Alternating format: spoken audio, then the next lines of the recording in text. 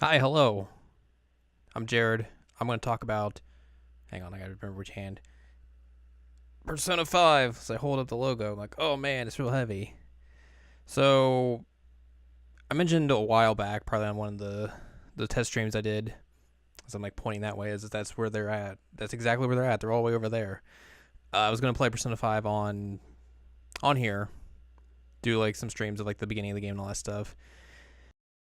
Days before the game came out, like everyone was very upset.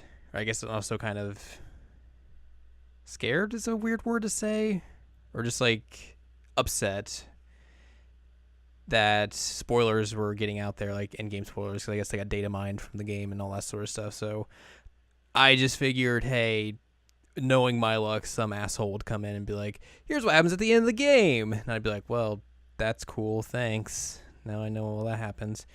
So yeah, didn't want to do that, and also I guess Atlas is also copyright and striking any P5 videos, which you know, as I grab water here, knowing them, I am very much not surprised by that, considering the whole P4D fiasco and all that stuff. So yeah, there's not going to be any P5 videos other than this until maybe like the English version, and maybe then we'll probably like delay it a bit just in case like there's more copyright stuff and the way Atlas does. Atlas is Atlas. Atlas is going to be Atlas. But I wrapped up the game last night, finished it in about 60 hours. And that's even with like thumbing or I guess like speeding through a lot of the dialogue and all that stuff because it's in Japanese.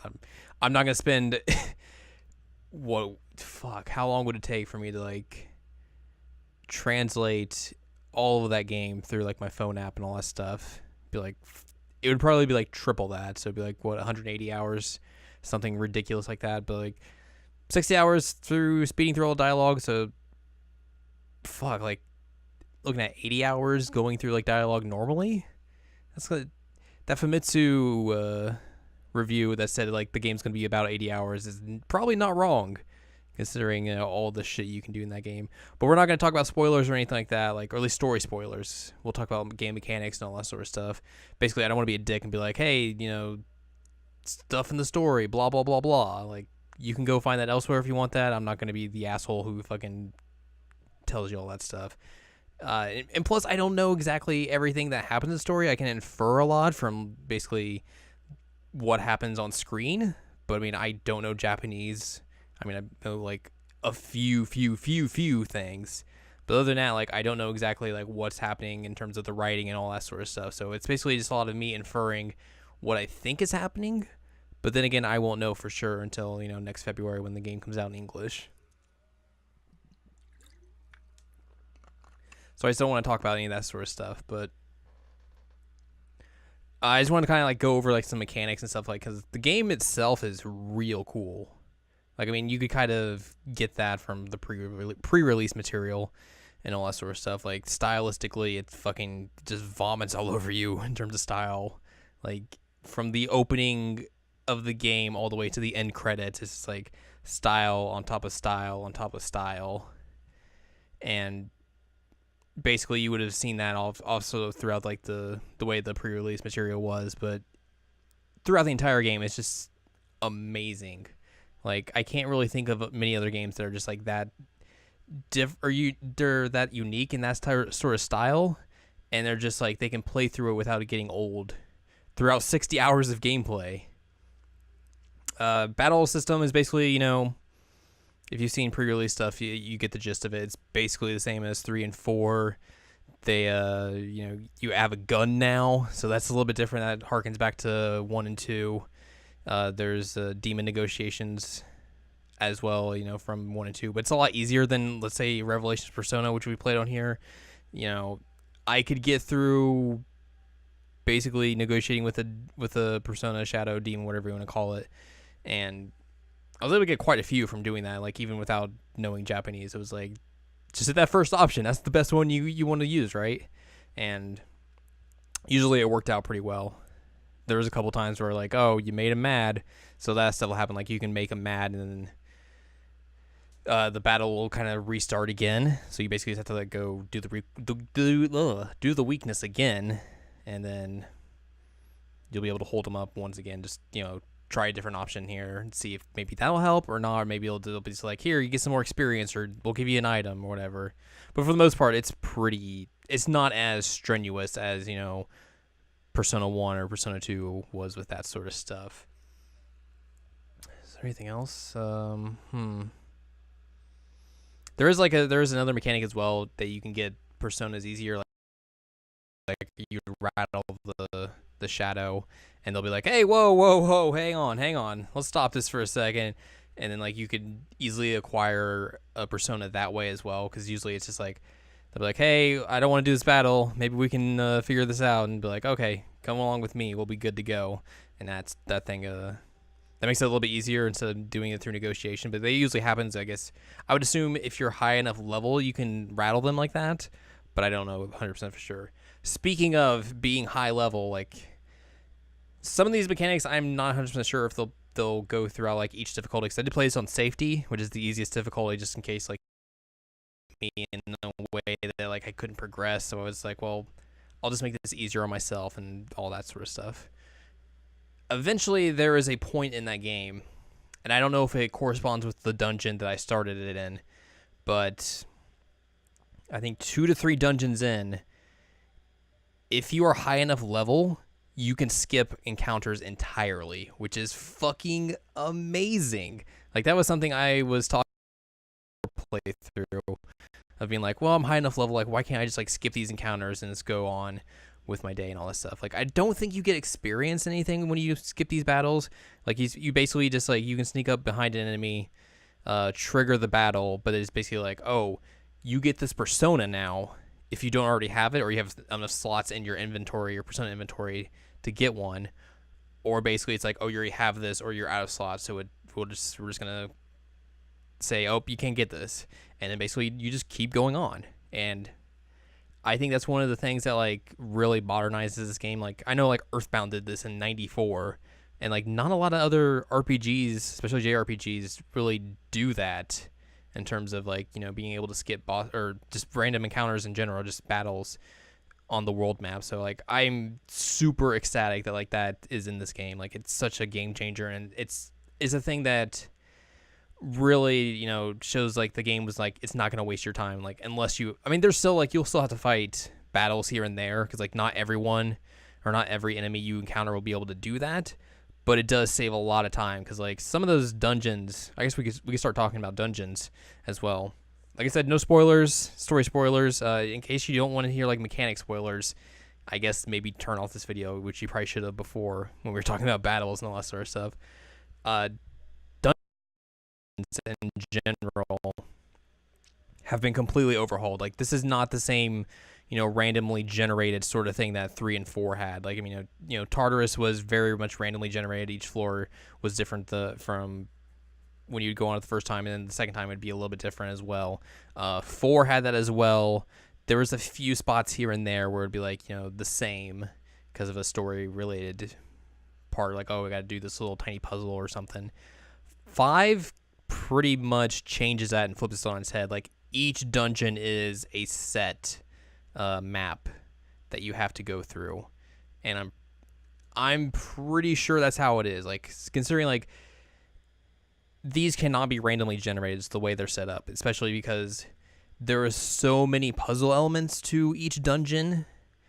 I guess like there's not a lot of puzzle elements, but there is enough puzzle elements where you can't have these be randomly generated.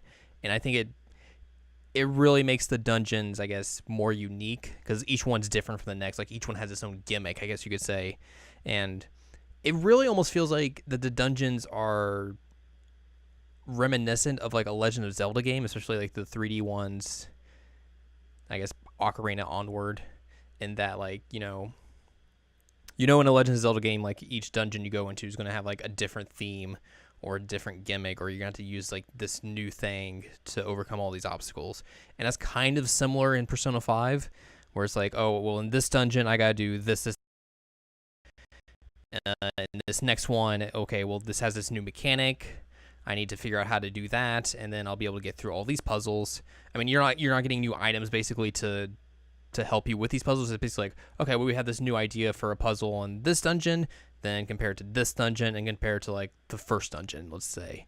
And I just think like the way they've overhauled dungeons is so smart, and it really changes up how you progress through dungeons, and it makes it a lot more fun.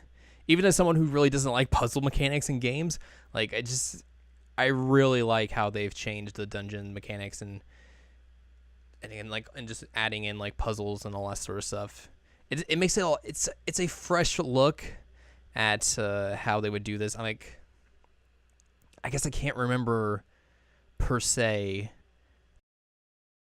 those that I don't think were randomly generated, and it was basically kind of light puzzle mechanics in that. I can't really say for sure about Persona 2 because I've barely played Innocent Sin and barely played Eternal Punishment. So like maybe that's a little bit more akin to that, but compared to 3 and 4, it's definitely a lot different. There is like there's another dungeon that you do side quests in and that sort of stuff. It's like where you do they have like a menu option called request, and it'll be like that's where you get your missions and all that sort of stuff for that. That one's more randomly generated. It basically is like it reminded me a lot of Tartarus, but like it's different, and you'll figure that out once you play the game. But basically it's got like all these different like stages and levels, and like each is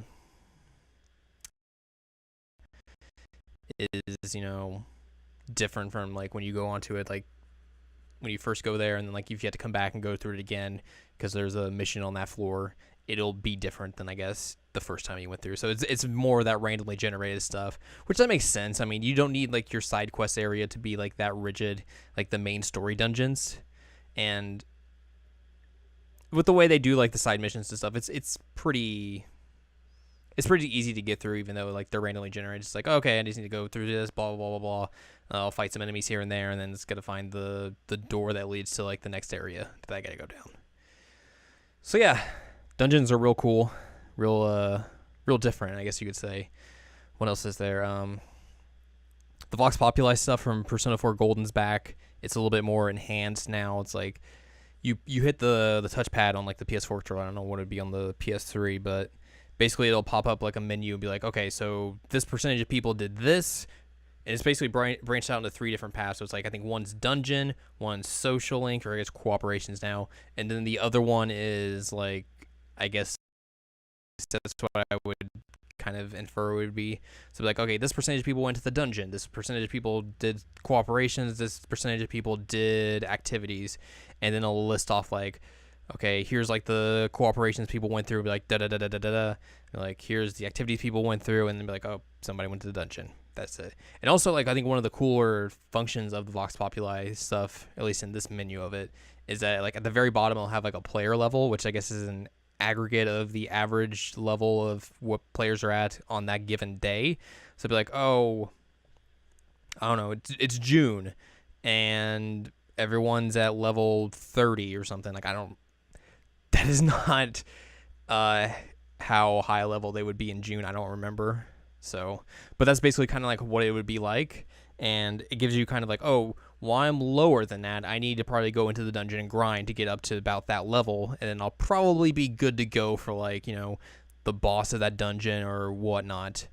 And then they also expanded that too to like regular classroom questions. So like, on regular days when it's not like an exam or something, because that would make it a lot better. But on regular days when you get a question in school, like you can like, they'll give you the options, and then you hit that Vox Populi button, which is the touchpad, and it'll pop up, be like, okay, here is the percentage of how everyone has answered this question. So it'll be like, let's say there's 3 options. It could be like 4% answered A, 5% answered B, 91% answered C. So it's like, okay, well, I guess C is probably the answer.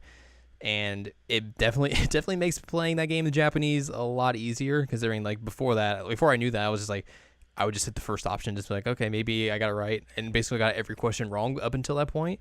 And then I figured that out, and I was like, this is a fucking game changer. Holy shit.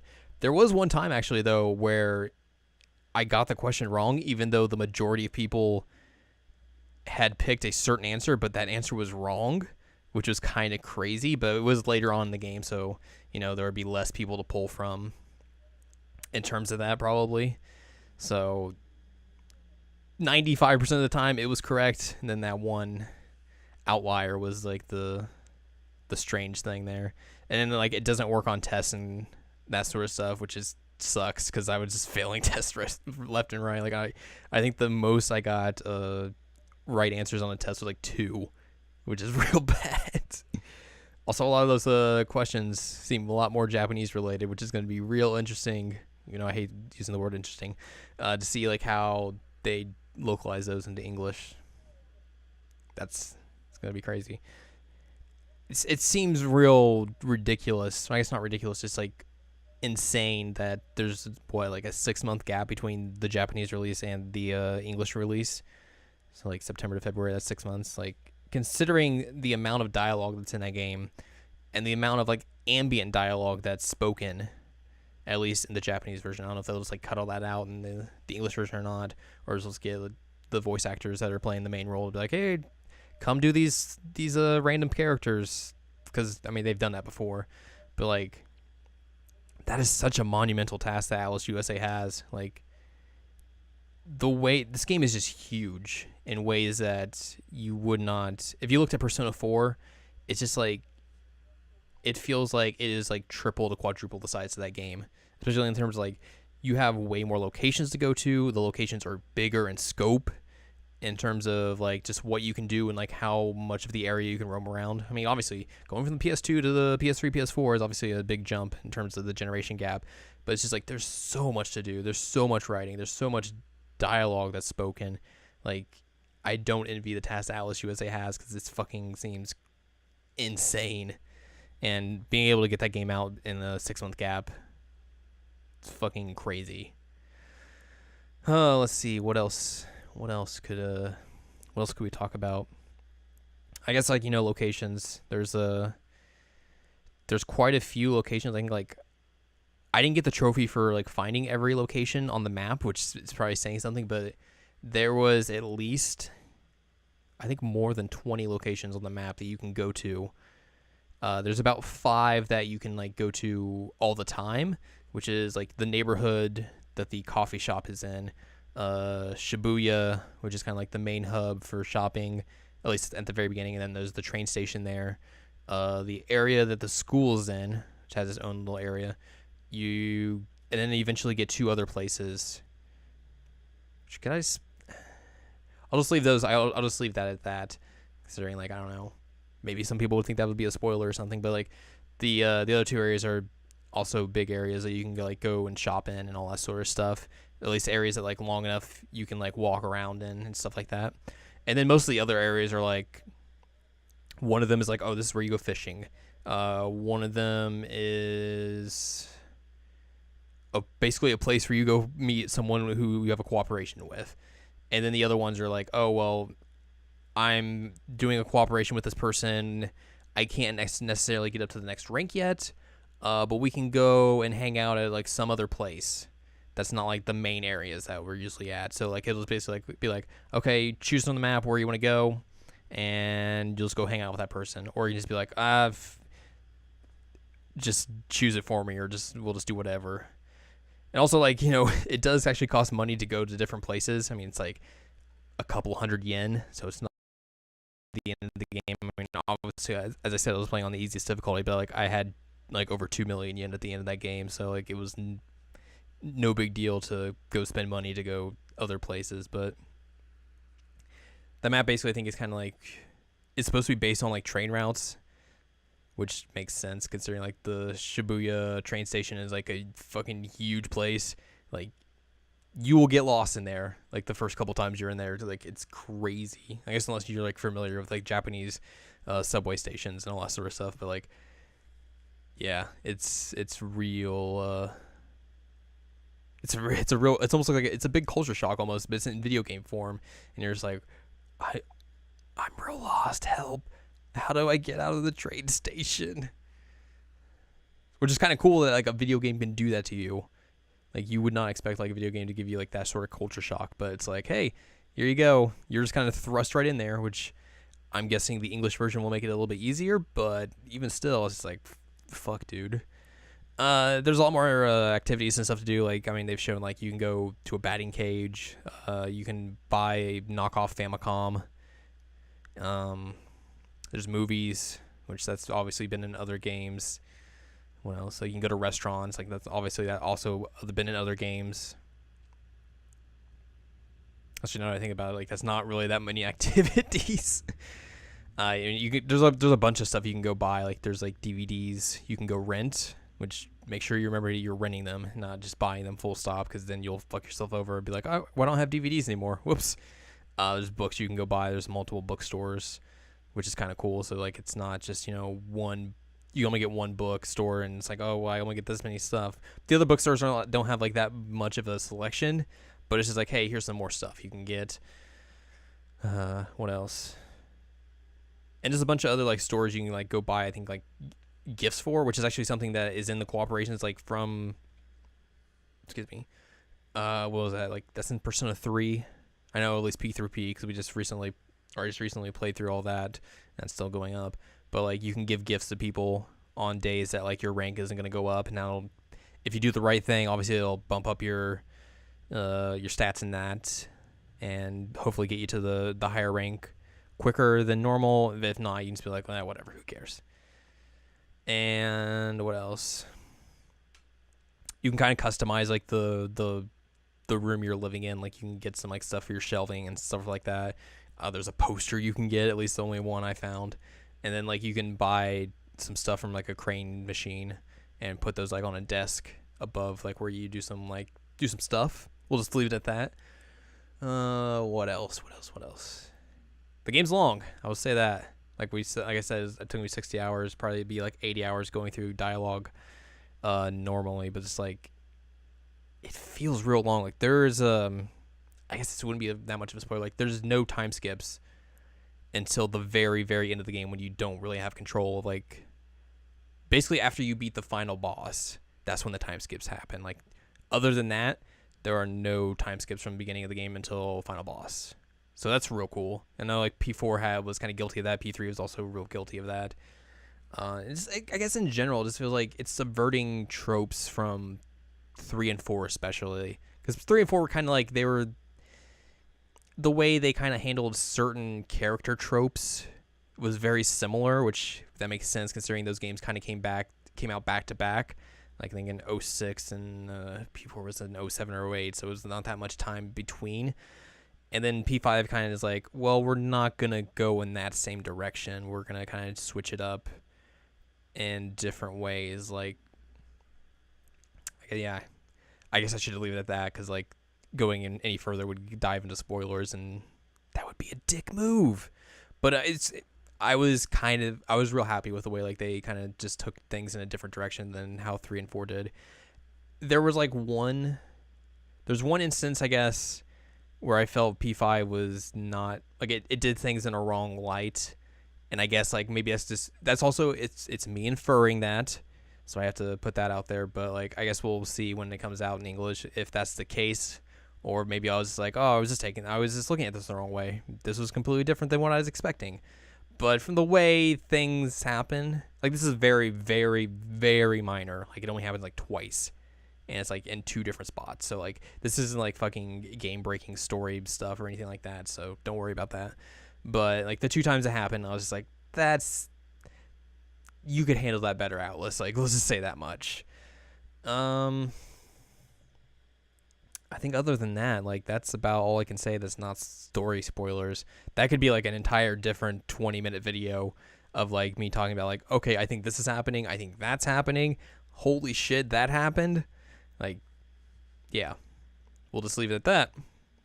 But yeah, that's me talking about Persona 5. We'll play through this game, eventually when it comes out in English. Maybe do like a staggered video release. Maybe like to kind of do what I did with TMS and kind of like go like a week delay or something just to make sure like videos aren't getting copyrighted. That's actually speaking of Tokyo Mirage Sessions, I did kind of forget to mention one thing. Battle mechanics. Let's go back. Let's wrap back around. We start with battle mechanics. We're going to end with battle mechanics. One of the coolest new things that you can do in Persona 5 is you can switch your party whenever, mid-dungeon, which you couldn't do in P4 or P3.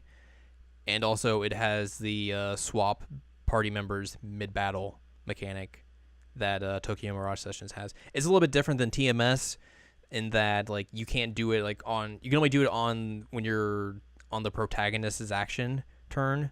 So like if you're on like a different character, you can't do it then. But like basically like it makes going through dungeons a lot easier because dungeons are long. So like you'll run out of SP at some point, and if you don't have SP items, you can be like, all right, well, let's just swap out this entire team. Now we got a new team. We're full of SP. We're good to go, and just keep going that way. It also helps during like boss battles as well. Like, you know, if you run low SP or like, hey, this boss has this weakness, I need to bring in this person, and we can exploit that and make this a lot easier.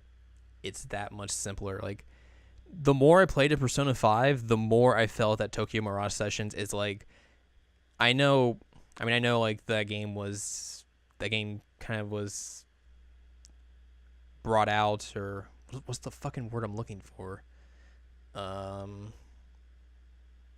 It was made and developed, and, you know, it came out before P5, and it was started well after, you know, P5 was probably in development. But like the way that game does battle mechanics and all that sort of stuff, and just like, I don't know, in general, like the way you can kind of go to different locations, all that stuff, it almost feels like Persona 5 Lite. Like just playing through Persona 5, I just kept feeling like if you're starved for Persona 5, like, and you're real bummed that you can't play it in Japanese, which, I mean, fuck it, dude, just go play it. Like, if you've played enough Persona games, you can get through that game easily. Like, the menus are all, at least the main sections of the menus are in English, so it's pretty much easy to figure out what's what. Go get the Google Translate app. It'll tell you exactly, it won't tell you exactly, but it'll give you a good idea of like what you need to do in terms of like, oh, I need to go do this in this dungeon, and now I can figure that out. Like, there was a couple times, obviously, where I was like, what the fuck am I doing? What do I need to do? And it's like, oh, just let me put my phone up to the screen, click. Okay, well, I gotta go do this. That's easy. So yeah, like if you have a Japanese PSN account, or if you just want to import it, you should do it. Why not? I mean, obviously, if you're using like an English account, you won't be able to do DLC, which is all that stuff. I think is still coming. If you have a Japanese account, you just have to play it on your Japanese account to do the DLC and all that sort of stuff. But yeah, you should probably, if you're impatient like me, you'd be able to get through it. But if you don't want to like spoil yourself that way, but you still want to play a game that is like in that same vein, you should absolutely go play Tokyo Mirage Sessions, because that will give you, it's pretty much like a good run up to Persona 5, just in the way like mechanics and all that sort of stuff works. Like, obviously it's a different story, because I mean, it's fucking about like idols and all that sort. It's magical girl idols basically, and Persona 5 is not magical girl idols. Well, okay, yeah, it's not magical girl idols. I can say that much. But yeah, like, there you go. If you're impatient, go spend 8,800 yen. Just fucking expensive, let me tell you. Or if you're crazy, go spend the 100 or the 12,000 yen on the 20th anniversary edition and just play through that game in Japanese. Like, you can do it. Or if not, and you have a Wii U, which I guess that's the one requirement, you should definitely go buy Tokyo Mirage Sessions, because that will definitely hold you over until Persona 5 comes out. I mean, it'll definitely make the wait a little bit easier, probably. And that game in general is just fucking great. Persona 5 Lite. That's the new Tokyo Mirage Sessions Sharp FE Persona 5 Lite. That's the new title for that game. That's going to do it for this video, probably, I guess, because I can't really think of much else that I would need to discuss that's like mechanical wise and not story spoilers. If you have questions, you can leave them down below. Don't put story spoilers, because I'll just fucking delete those and be like, no, fuck off. But if you want to like talk story spoilers, and like, you can message me on here, I guess, or get at me on Twitter at ragbag, or Tumblr, jaredclemens.tumblr.com. Those are all in the description below, probably. At least they should be. Yeah, that's gonna do it for this. What's less than 6 months now until Persona 5 comes out in English. Now I'm back to waiting. It was like a good week of me being like, yeah, Persona 5, Persona 5, Persona 5. And now I'm done. I'm just like, well, I guess I gotta wait till the English release. That's a bummer. But yeah, that's gonna do it. Thanks for watching. Hope you enjoyed. Hope this like give you some good information about the game and stuff. If not, then whoops, sorry. Shark shoulders.